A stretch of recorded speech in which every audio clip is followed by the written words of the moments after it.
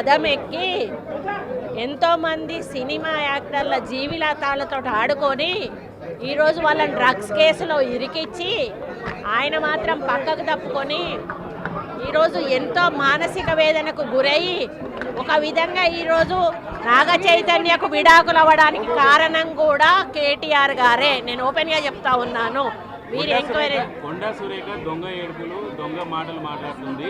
గతంలో phone tapping సంబంధించి హీరోయిన్ల ప్రస్తావన మాట్లాడారు కదా, అప్పుడు ఆమె మహిళ కాదా? అప్పుడు ఆ మనోభావాలు దెబ్బతిన్నట్టు ఎందుకు మాట్లాడలేదు? ఆ రోజు కూడా మాట్లాడినా ఫోన్ ట్యాపింగ్లు చేశారు అనేటువంటి విషయంలో కూడా నేను మాట్లాడినా. ఆయన వినకపోతే ఉంది అని చెప్పి వాళ్ళ మనోభావాలు దెబ్బతీశారంటున్నాడు. ఫోన్ ట్యాపింగ్ అవును చేసింది ఎవరు? మీరే కదా. మీరు చేయడం అనేది తప్పు అని చెప్పి మేము బహిర్గతం చేశాం కానీ పేర్లు చెప్పలేదు కదా.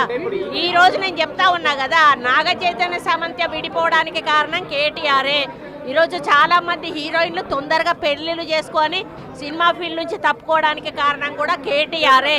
ఆయన ఆ రోజు మత్తు పదార్థాలకు అలవాటు పడి వాళ్ళను కూడా మత్తు పదార్థాలకు అలవాటు చేసి రేవ్ పార్టీలు చేసుకొని మదమెక్కి వాళ్ళ జీవితాలతో ఆడుకొని బ్లాక్మెయిల్ చేసి వాళ్ళను ఇబ్బంది పెట్టినటువంటి వ్యక్తి కేటీఆర్.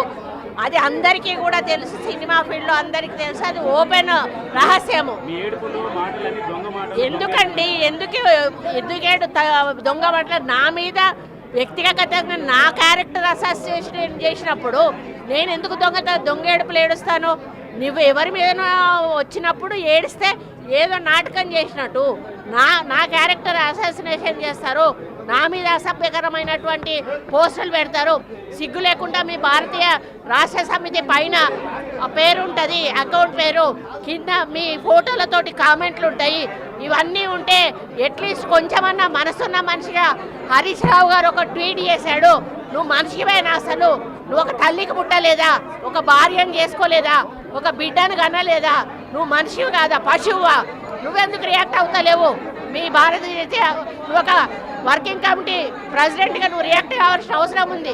అకౌంట్ మాది కాదని చెప్పాల్సిన అవసరం ఉంది. వాళ్ళ మీద చర్యలు తీసుకోమని చెప్పాల్సిన అవసరం ఉంది. వాళ్ళను పార్టీల నుంచి బహిష్కరించాల్సిన అవసరం ఉంది. మూడు అకౌంట్లు దుబాయ్ నుంచి జరుగుతున్నాయండి. 3 అకౌంట్ ఇక్కడి నుంచి జరుగుతూ ఉన్నాయి. ఇది కొత్త కాదు.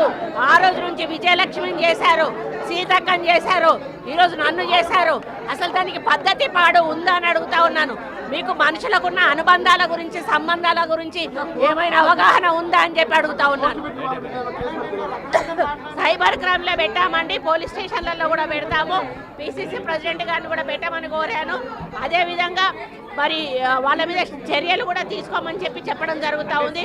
కాకపోతే ఇది మాకు వచ్చేసి నాన్ అవైలబుల్ కేసు, దానివల్ల వాళ్ళు ఇంకా రెచ్చిపోయే అవకాశం ఉంటుంది. కాబట్టి ఇక ముందు జరిగితే మాత్రం దీన్ని సీరియస్గా తీసుకుంటామని హెచ్చరిస్తా ఉన్నాం.